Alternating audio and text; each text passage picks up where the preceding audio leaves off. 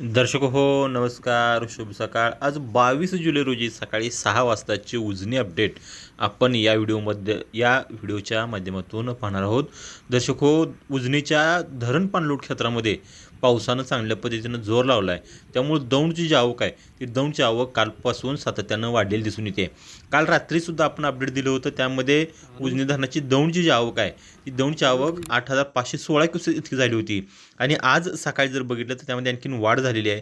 तो दौंडचा विसर्ग आहे तो 8,631 क्युसेक्स इतका दौंडचा हा विसर्ग आहे. आणि उजनीची टक्केवारी जर पाहायला गेलं तर उजनी टक्केवारी ही वजा 22.31% इतकी झाली आहे. उजनीचा पाणीसाठा जर पाहायला गेलं, उपयुक्त पाणीसाठा आहे तो वजा 11.95 TMC इतका आहे. म्हणजे अजून 12 TMC पाणी आले तर उजनी धरण हे प्लसमध्ये येणार आहे.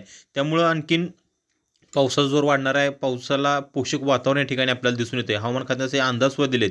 त्यामुळे उजनीच्या धरण पाणलोट क्षेत्रामध्ये आणि पुण्यामध्ये चांगल्या पद्धतीने पाऊस झाला तर उजनी धरण आहे ते उजनी धरण हे लवकरच वधारेल. आणि जे आत्ता मायनसमध्ये धरण आहे ते प्लसमध्ये येऊन जे काही सोलापूर जिल्ह्यासह पुणे आणि नगर जिल्ह्यासाठी जे वरदान ठरलेलं उजनी धरण आहे ते पुढील काळातील भविष्याचा जो पाणी प्रश्न आहे तो पाणी प्रश्न मिटवण्यासाठी निश्चितपणानं हे मदत करणार आहे. त्यामुळे उजनी धरणाचे काही अपडेट आहेत त्या उजनी धरणाचे अपडेट पाहण्यासाठी तुम्ही आमचं चॅनल लाईक करा, शेअर करा आणि सबस्क्राईब करा.